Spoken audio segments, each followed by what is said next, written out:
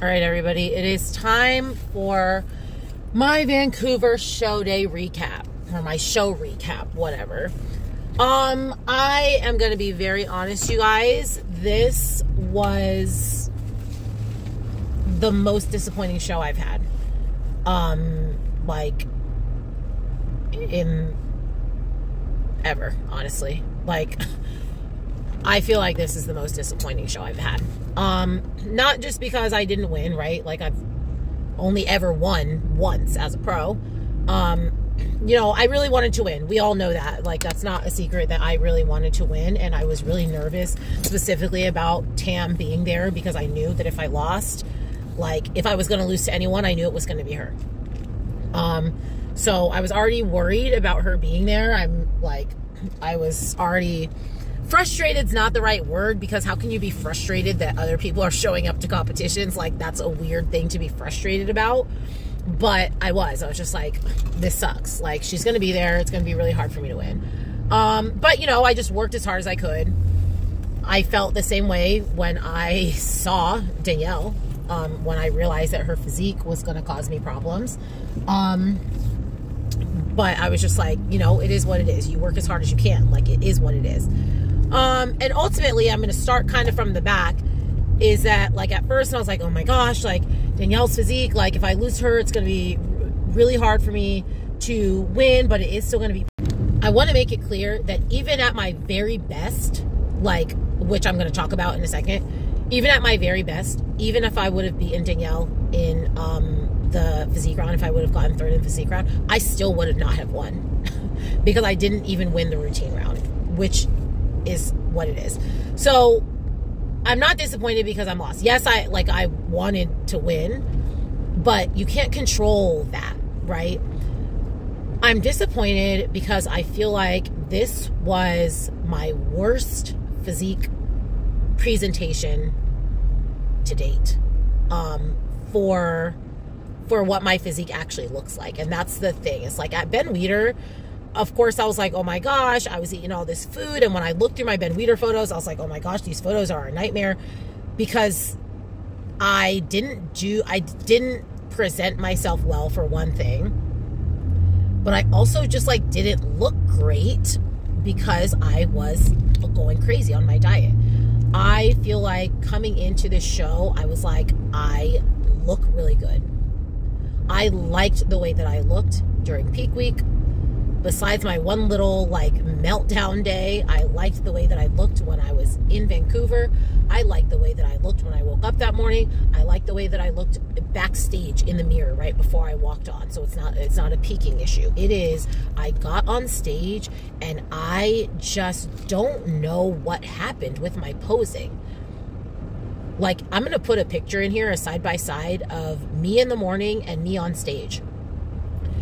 And my abs, my stomach is a nightmare. It's a nightmare. And I told this to Ruben. I was like, Ruben, I don't know what happens. I said, every time I send you a check-in, I take a video of my quarter turns and I screenshot the shots and then I send them to you. I said, in 18 weeks of check-ins, I have never done that in my front pose. But I did it on stage. And that happened to me at, when's the last time it happened to me? It happened to me at Chattanooga, not this past Chattanooga, my first Chattanooga, my rookie pro season. It happened to me. It happened to me at Toronto the year that I won during my presentation round. I didn't do it. Luckily, I didn't do it during quarter turns. I didn't do it during quarter turns at Vancouver either. Like, during quarter turns, I did it correctly. But during my presentation, I did it incorrectly. So when I look at my stage shots, I'm like, I look like shit. And I'm just, like, so upset because I know how to do the pose correctly. And I never do it wrong in practice. I never do it wrong in practice. And I got on stage and I don't know what happened. And it's just so frustrating because you worked so damn hard. You worked so hard. And then to get on stage and not do your best is just so frustrating, especially because I'm already worried about the physique round. I'm already weak in the physique round. And again, even if I would have done it perfectly correct, I would have still gotten the same place. Like, I was not going to beat Danielle.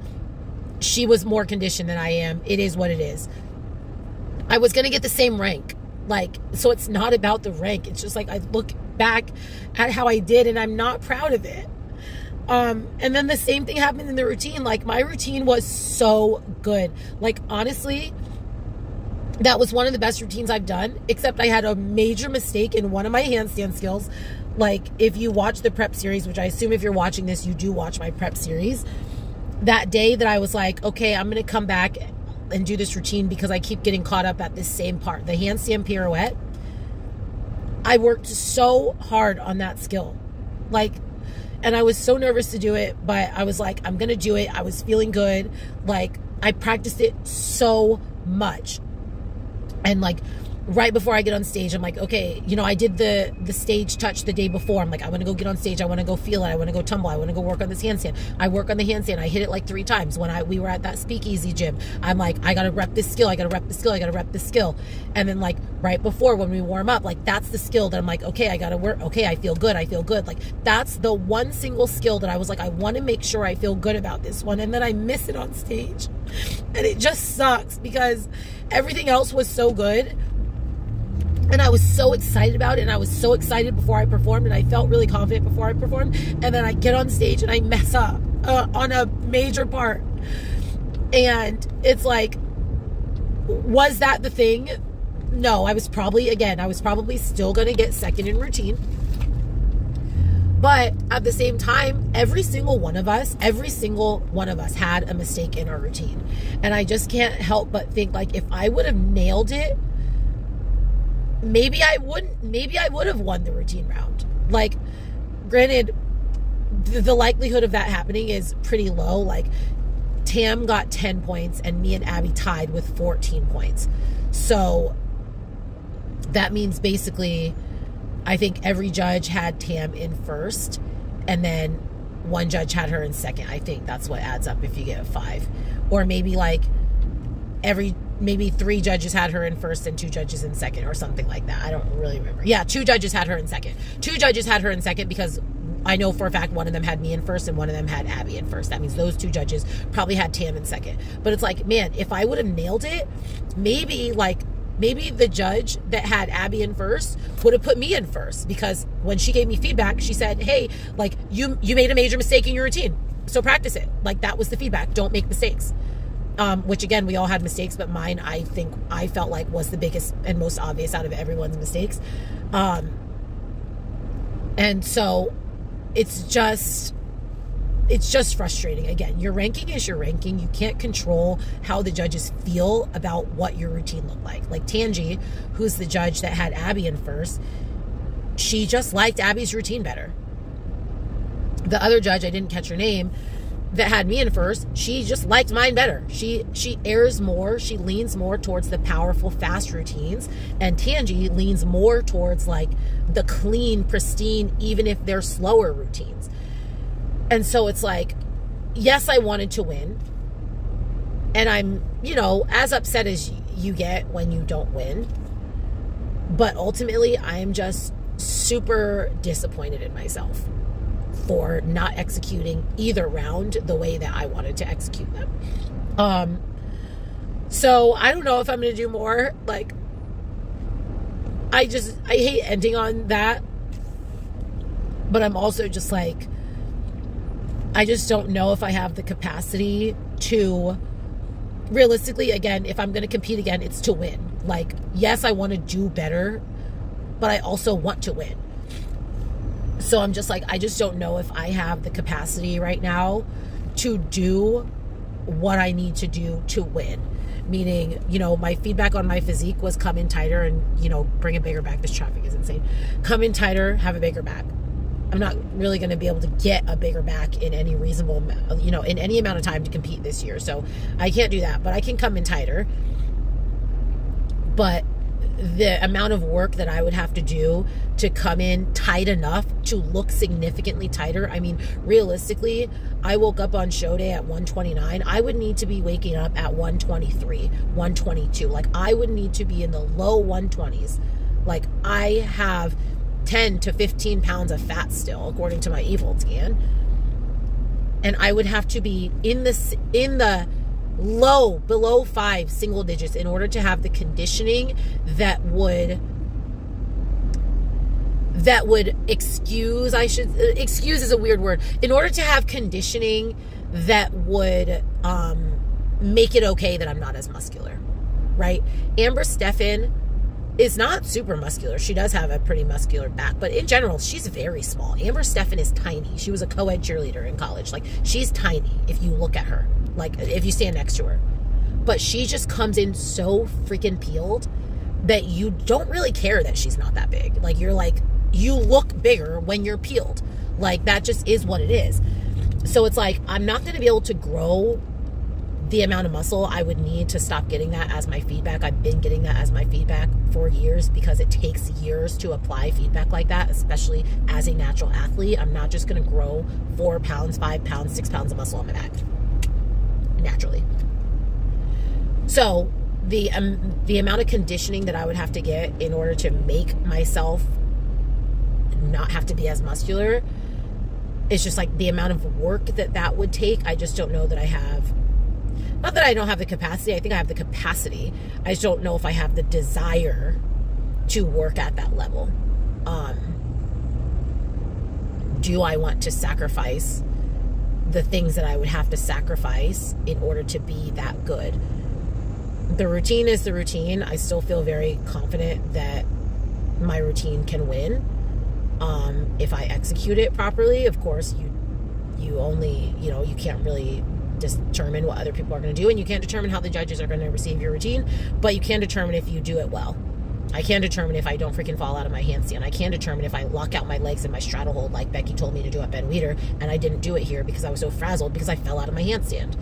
I can fix those things, and I know that if I perform my routine with like a high level of precision, then I could do great. But it's just like, can I perform my routine at a high level of precision while also dieting down so hard that I'm coming in insanely peeled?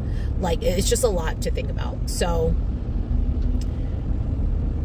I wish I felt better after this show, and I tried really hard. Like, Ruben showed me this thing that this other coach posted, like, it's easy to, after your show, it's easy to say how disappointed you are, or the things you want to work on, or things you want to get better, or things you didn't do as well, but like, start focusing on the good stuff. And I'm just like this is so dramatic, probably sounds dramatic, but I'm just like, I don't feel like I have a lot to celebrate after Vancouver.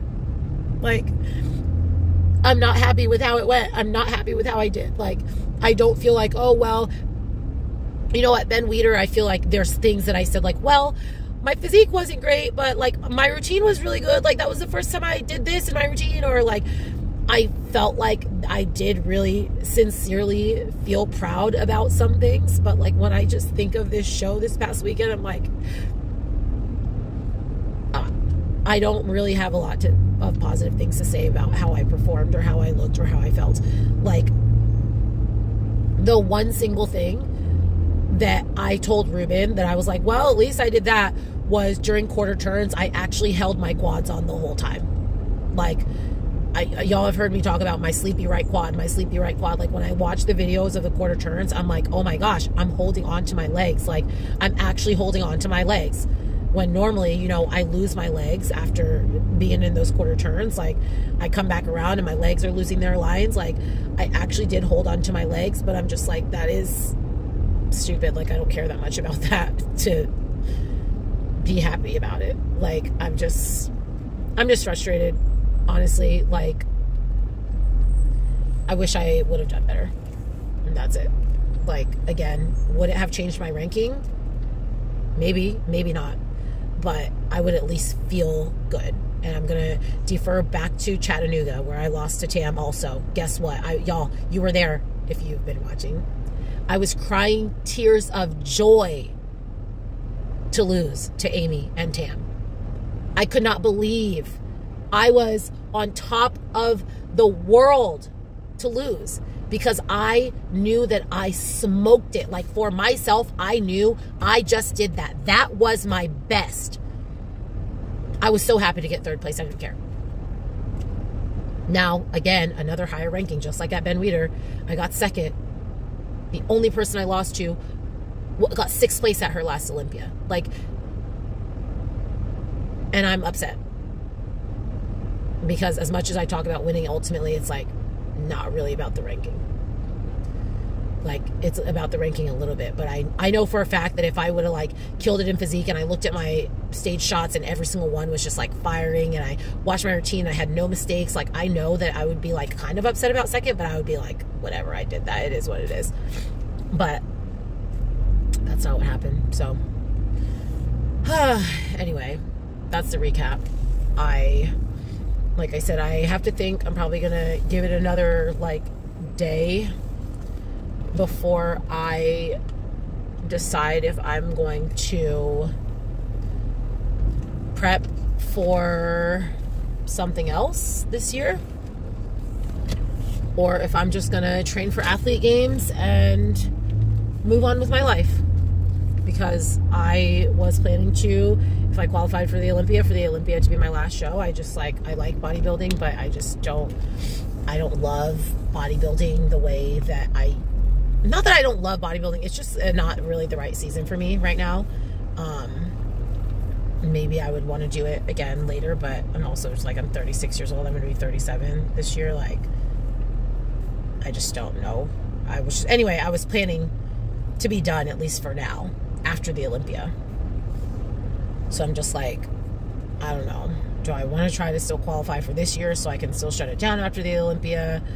Do I, shut it down for now and then just try to qualify for next year's Olympia?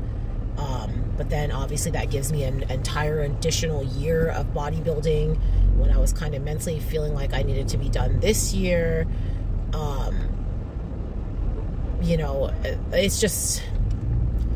It's a lot to think about, and so I am going to think about it.